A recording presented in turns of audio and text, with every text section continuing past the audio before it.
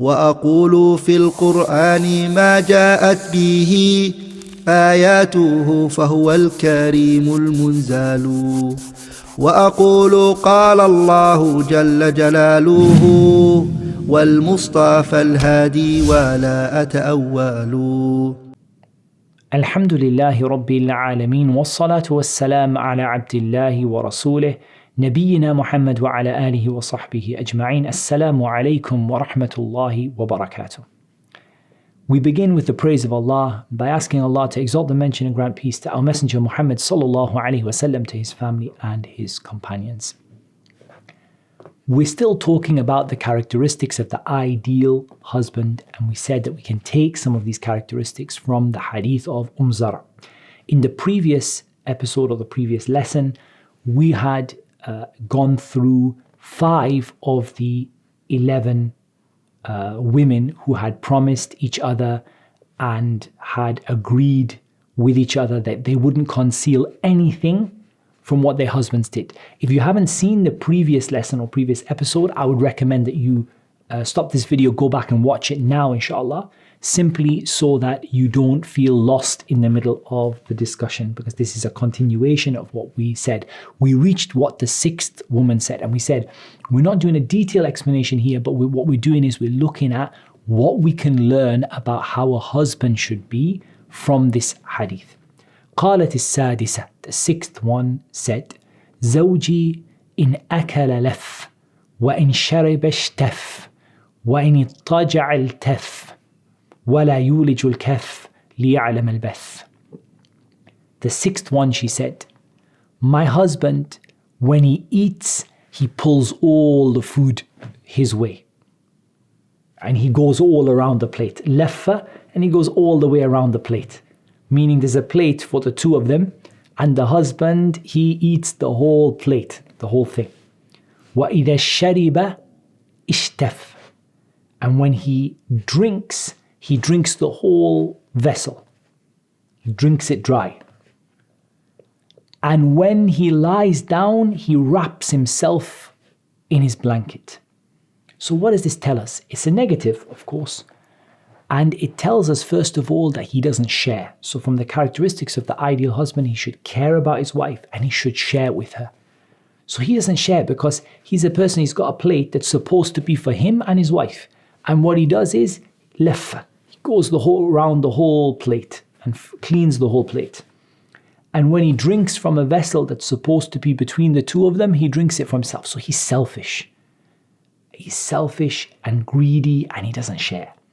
So the opposite of that would be sharing, selfless or considerate, and generous. That's what you would want from the ideal husband. وَإِذَا اضْطَجَعَ الْتَفْ. When he lies down, he wraps himself in the blanket. Meaning he doesn't share it with his wife. He doesn't lie next to her. He doesn't give any attention to her. He just cares about himself. He's wrapped up in his own world. And so from the characteristics of the ideal husband is that he's not wrapped up in his own world. He's not focused on himself. He's also thinking about his family and their needs, and thinking about what he can do for them. And also physically, that he's physically there for his family, and he's physically intimate with his wife. He's not someone who just gets into bed, wraps himself in his own blanket, sleeps on the other side of the bed, and that's it. He only cares about himself. And he doesn't stretch out his hand, she said. He doesn't stretch out his hand to know my grief. Now that could be literally, or it could be like as an expression. If it's literal, then maybe she's sick or whatever, but he never reaches out his hand to feel that she's sick or she's not well. Or it means that he doesn't ever reach out to find out what's wrong with her. Like we would say in English, he doesn't reach out. He doesn't reach out to find what's the matter. He can see she's not well or not happy or she's upset. Al-bath. إنما أشكو بثي وحزني إلى الله. I complain of my grief and my sorrow to Allah. You can see she's got grief, she's got sorrow, but but he never reaches out with his hand to find out what that grief is or what that sorrow is. So a husband should be someone who takes care of his wife. He should make an effort to be intimate with his wife, and he should be someone who, when she's sad or upset, he knows. And this is also something true of a wife as well. And indeed, there are many things here that we could apply to both. But you see, for example, from Aisha radiallahu anha, when the Prophet sallallahu alaihi wasallam entered that time, and there were those curtains which had the images on, and she saw from his face, she saw radiallahu anha from his face that he was upset.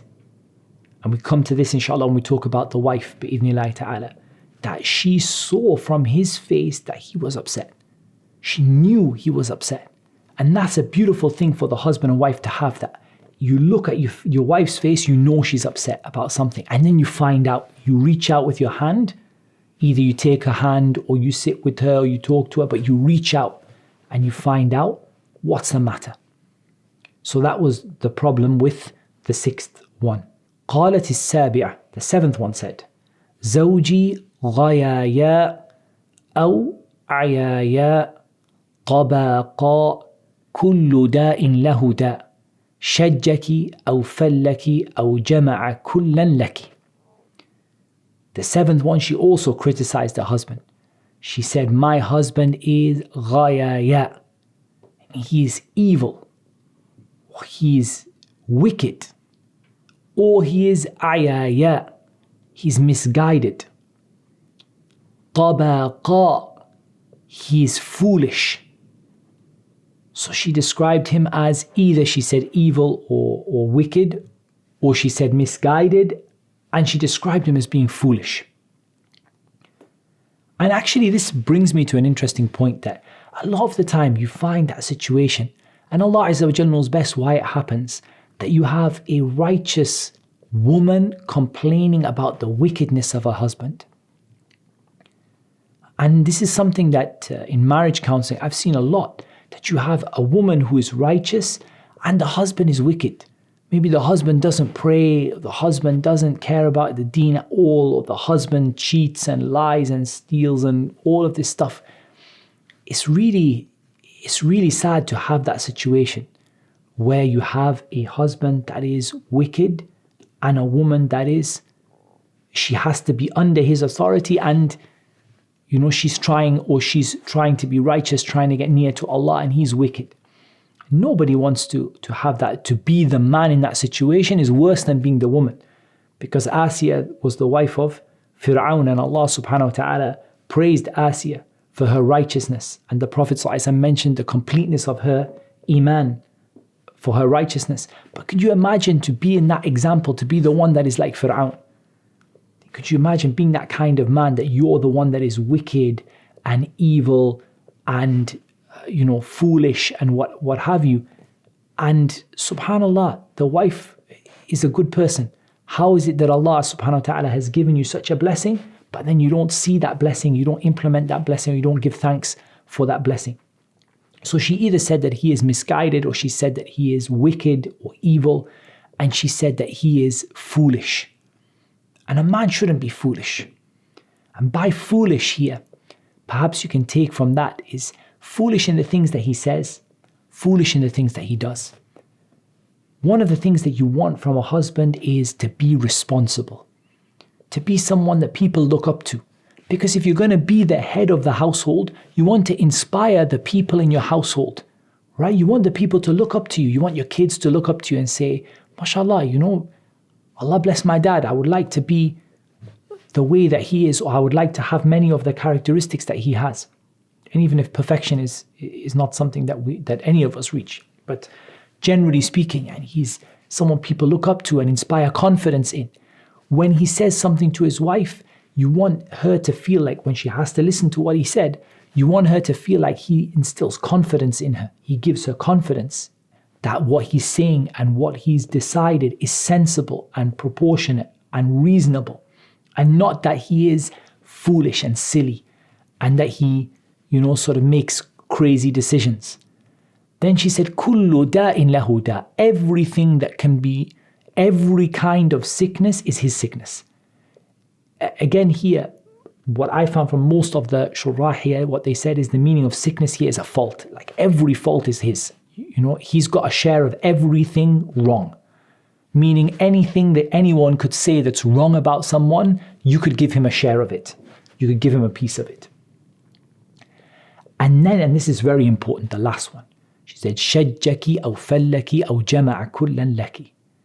Whether he hits you on the head or hits you on the body or does both of them to you at the same time. Or whether he wounds you on the head or wounds you on the body or does both of them at the same time. This is a man who doesn't control his anger and he lashes out at his wife. And he hits her until her head bleeds and he hits her until her body bleeds, or he does both. And that is a really evil person. That person deserves to be called ghayaya. That is a person who is evil. Because he wounds his wife on her head and he wounds her on her body. So he's hitting her and he's beating her and he's being abusive to her. So no husband should be like that. We're going to talk about the issue of a husband hitting his wife in detail, inshallah ta'ala, when we talk about nushuz, disagreements in marriage and things like that.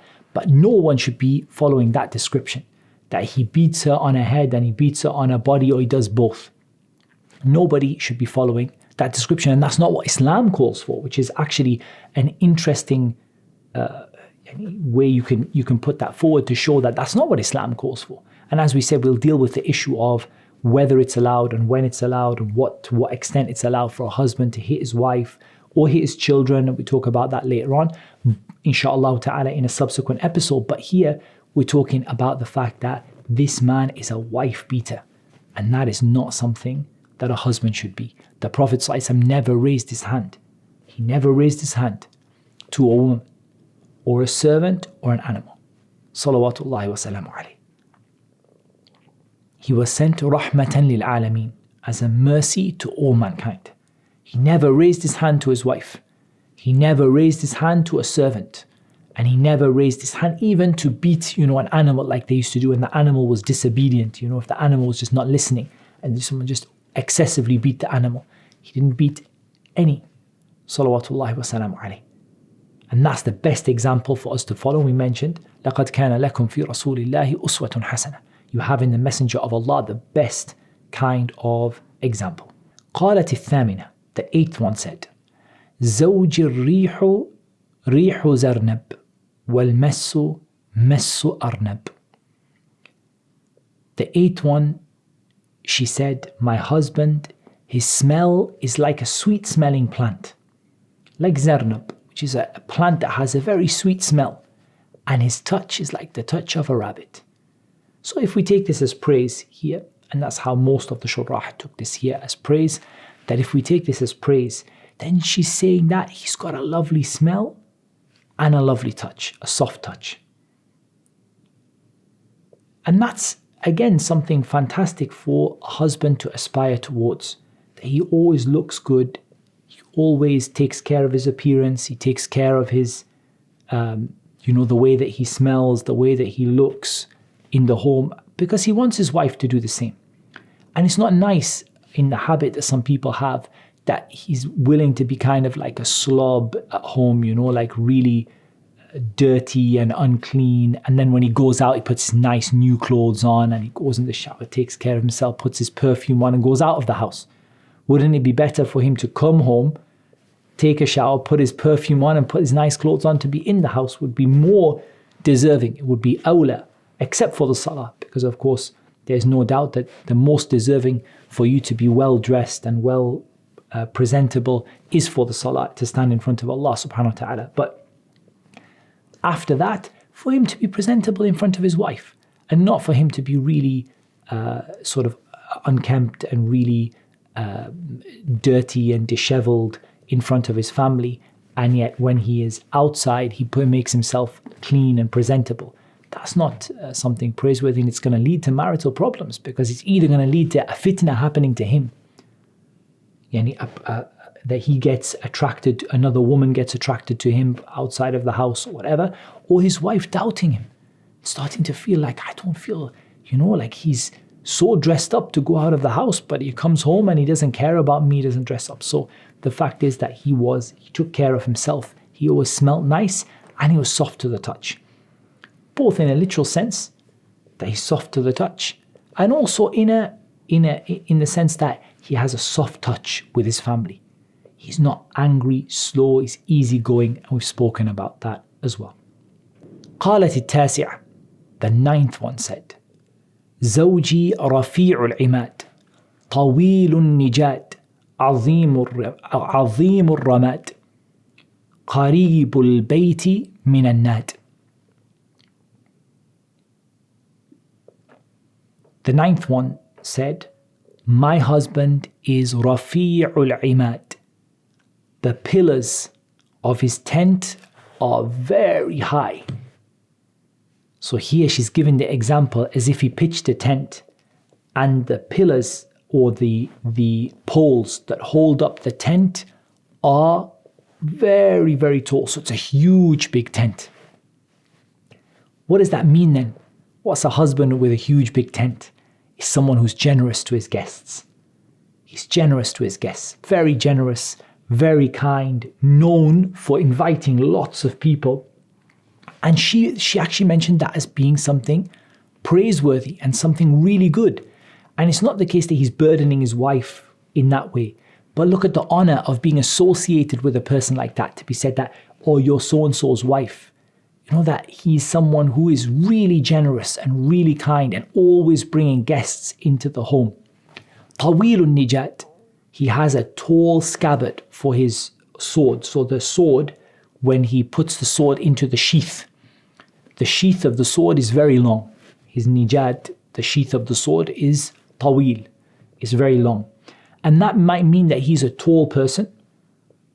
And that's what comes to mind, that he's a tall, handsome guy, you know.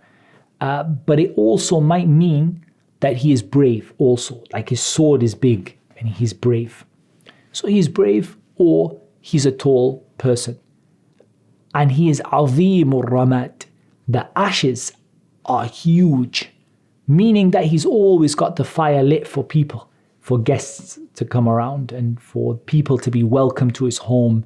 He's always cooking for them, always giving them food. So the ashes from cooking, the ashes that build up after the fire, the ramad, which builds up after the fire, the ashes are azim. There's many of them. It's a large, like he has lots of ashes, meaning he cooks a lot for people. He looks after his guests well. He's generous and he's kind. Qaribul bayti min an-nad, that his house is close to the nad.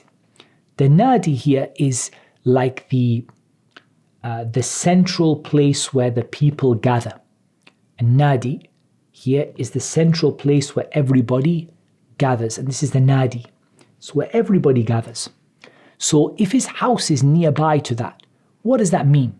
It means he's an upstanding member of the community. His house is not hidden in the sticks in the middle of nowhere, right? Where nobody can find him, nobody can see him. He's right in the center of his community.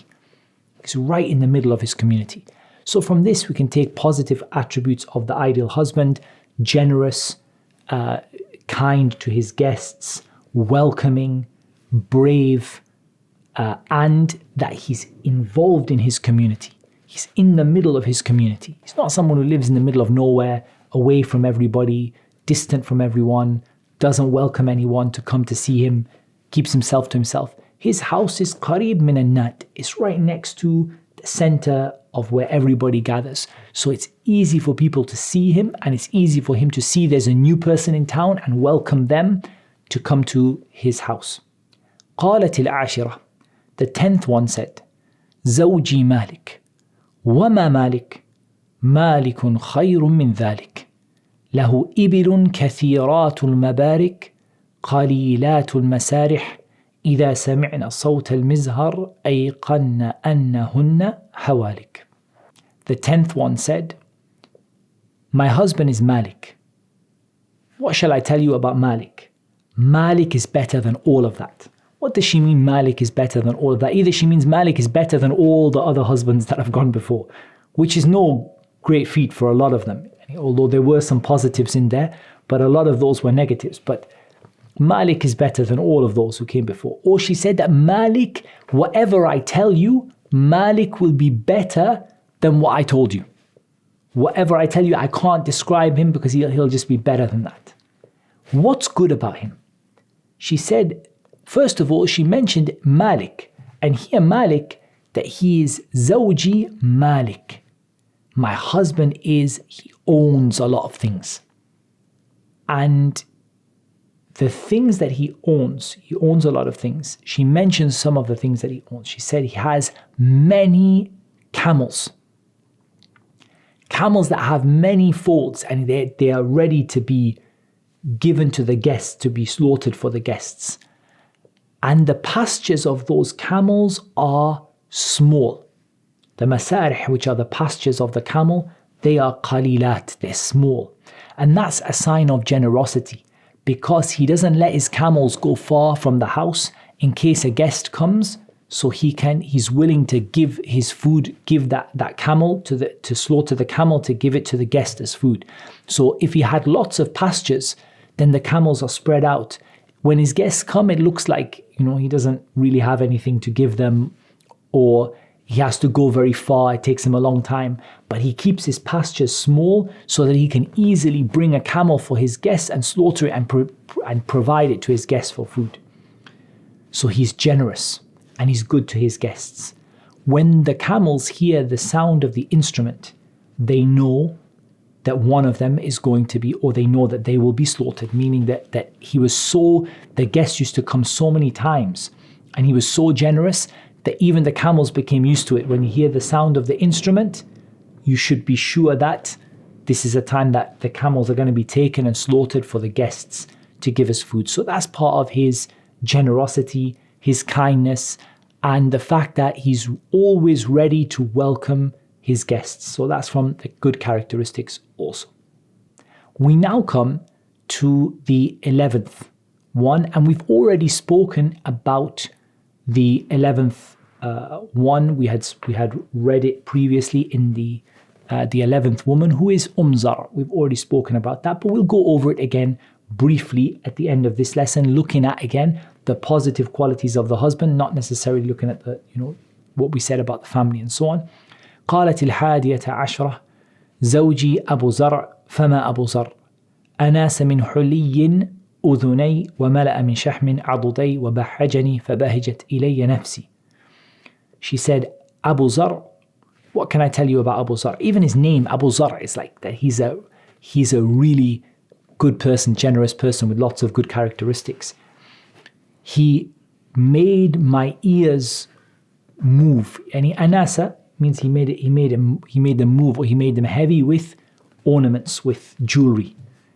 And he filled my bones and my sinews with meat, with flesh. In other words, that he looked after her in terms of gifts and in terms of her food, and he made her happy. She said, he made me happy and I became content with myself. So 3 things we're going to take about the attribute of the husband from this. The first one is that he gives his wife gifts. That's the ideal husband. He gives his wife gifts. Doesn't have to be big gifts, although she mentions jewelry here. But he's a person who gives gifts to his wife. And he looks after her health. Because that's what she means when she said, وَمَلَأَ مِنْ شَحْمٍ عَضُدَيْ, that he made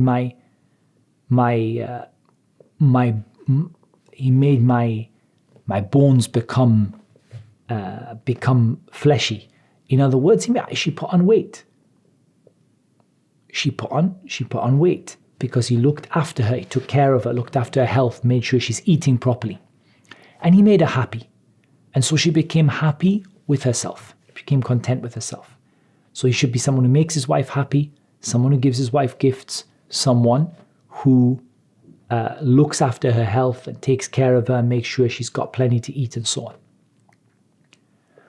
وجدني في أهل غنيمة بشق وبشق فجعلني في أهل صهيل وعطية ودائس ومنق. He found me among a people of few sheep, just a few like shepherds with just very little, very poor. Either poor or they were on one side of a valley, or bishiq. They were in a state of poverty and hardship. In any case, he found her with very little. And he gave her horses and camels and grains and land, and the grains that were separated, the munaq, and they were separated from the I don't know if you call it separating the wheat from the chaff, but you separate the grains like that. So the point is that he looked after her and he took care of her. Now, not everyone has horses and camels and grains and land and pasture and whatever to give to their wife or to allow their wife to live like that, but he obviously gave her the best of what he had. And that's probably the characteristic I would take from that part, that you give your wife the best of what you have available to give her. You can't control what you have, it's in the hands of Allah Azza wa Jal, but what you have, you give her the best of what you have. You look after the best way you can. فَعِنْدَهُ أَقُولُ فَلَا أُقَبَّحْ وَأَرْقُدُ فَأَتَصَبَّحْ وَأَشْرَبُ فَأَتَقَنَّحْ. She said, when I speak, he doesn't find a fault with me. And that's from the beautiful characteristics that a man can have with his wife, that he doesn't find a lot of faults in her, that he lets her speak, and he doesn't take her to account for every little thing. He lets her talk.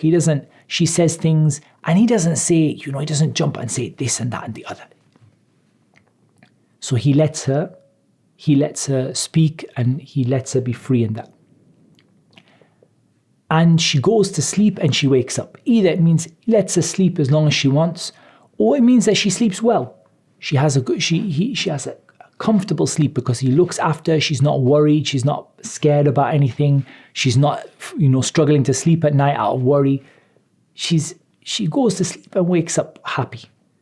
And she drinks to her heart's content, meaning he's generous, he shares with her, and he gives her plenty.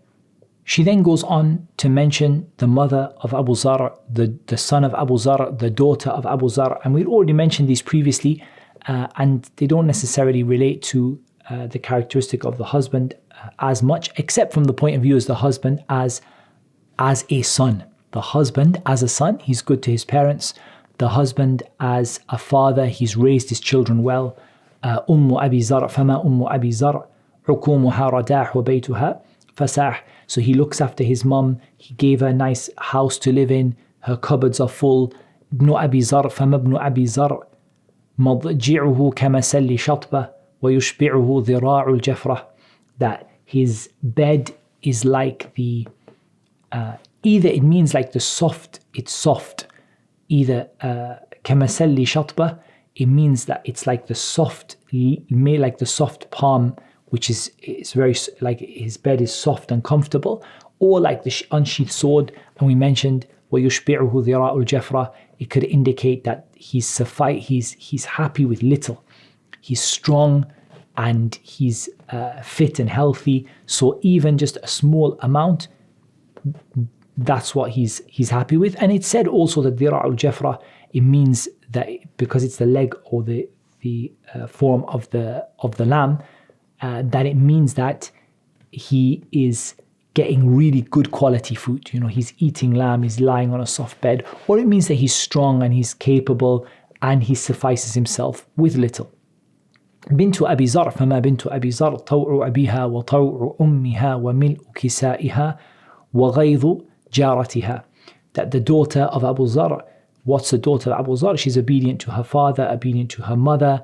She fills out her clothes, meaning that he's looked after, taken care of her, so she's healthy and well proportioned. And she is the jealousy of her jara. Some of the scholars said it means a co-wife. Some of them kept it general and just said it's just that the other women who look at her are jealous of her when they see how her father treat her. So in terms of the husband here, we don't want to dwell too much on this part of the hadith, but what we can say is that it does show that the husband is looking after his mom and dad, looking after his children and raising them up well. Likewise, the jariyah, the servant girl, we're not going to dwell on that too much. جارية أبي زرع فما جارية أبي زرع لا تبث حديثنا تبثيثا ولا تنقث ميرتنا تنقيث ولا تملأ بيتنا تعشيشا, that she doesn't spread our news, she doesn't go through our things or doesn't waste things, and she doesn't leave our house full of rubbish. And we've already spoken about that in the previous one of the previous videos. Here, she then talks about what happened after that. She then tells about what happened with Abu Zar and how they came to be divorced. And it's amazing that she actually tells all of this positive news about Abu Zar, even though he divorced her and she was a divorcee. But it shows how well he treated her. He treated her so well. And this is really a really good way of talking about the ideal husband, that he treats his wife so well that even if he were to leave her, she would only remember the good things that he did. And that's an amazing quality for a person to have. So she talks about what happened. She said, قالت خرج أبو زر والأوطاب تمخض فلقي امرأة معها ولدان لها كالفهدين يلعبان من تحت خصرها برمانتين. So Abu Zar went out in the time of the spring when the milk was churning. That's the time when it was springtime and there was plenty of milk available. And he met a woman. And he was so impressed with this woman. This woman, she had 2 children with her like leopards who were playing under her vest with 2 pomegranates. It said that's a description of her body, how she was. A description of how she was. And he became attracted to her.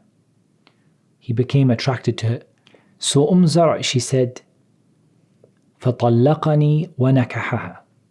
He divorced me and he married her instead. And that was something that he did that left her sad. But because of the good treatment the way that he treated her during the marriage, she only remembers the good things. She then said, فَنَكَحْتُ بَعْدَهُ رَجُلًا سَرِيًّا رَكِبَ شَرِيًّا وَأَخَذَ خَطِّيًّا. She said, I married after that a man who was noble. He rode a horse, or he was a master in riding horses. And he had a spear, and he was a great fighter, great warrior. He was a great warrior, he was a great horse rider, he was a noble man. وَأَرَاهَ عَلَيَّ نَعَمًا ثَرِيًّا. And he gave me all different kinds of blessings, all different kinds of goodness, different kinds of gifts. وَأَعْطَانِي مِنْ كُلِّ رَائِحَةٍ زَوْجًا. And he gave me a pair of everything, a bit of from every animal or everything. He gave me a bit of everything. قال كلي زر وميري أهلك فلو جمعت كل شيء أعطاني ما بلغ أصغر آنية أبي زر. He said, Zar, eat and give to your family. So he was really generous. He said, eat and give to your family. But she said, if I was to bring together everything he gave me, it wouldn't reach even the smallest of the vessels of Abu Zar. Like, even though he gave her so much, but he couldn't compare to how Abu Zar was. قالت عائشة قال لي رسول الله صلى الله عليه وسلم كنت لك كأبي زر لأم زر. Aisha said that the Prophet صلى الله عليه وسلم said to me, I am like to you like Abu Zar it was to Zar.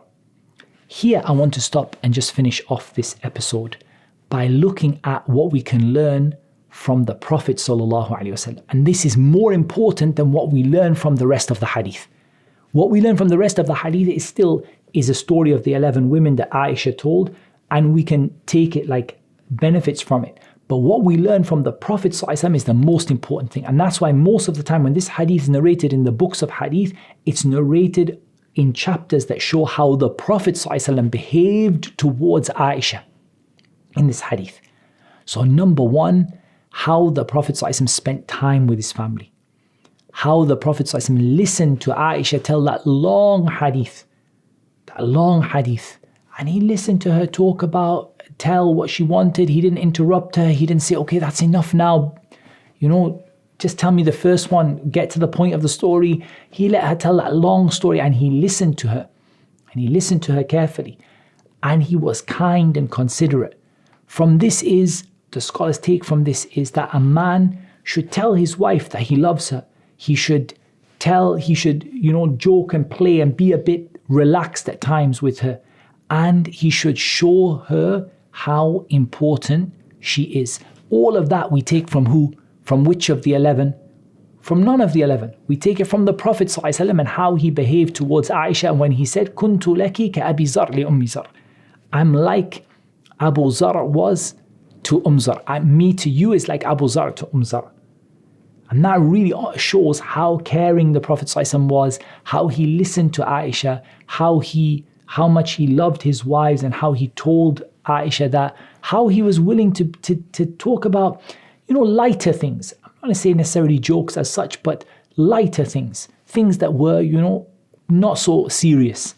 And also for a person to tell their wife how important she is. This is from some of the benefits we can take from this hadith as it relates to the ideal husband, and that's definitely all we have time for. And Allah Azza wa Jal knows best. Wassalatu wassalam ala Nabiyyina Muhammad wa ala alihi wa sahbihi ajma'in. Assalamu alaikum. If you're enjoying these videos and you'd like to keep up to date with all of the courses we're going to be running, make sure you head over to amauathome.com.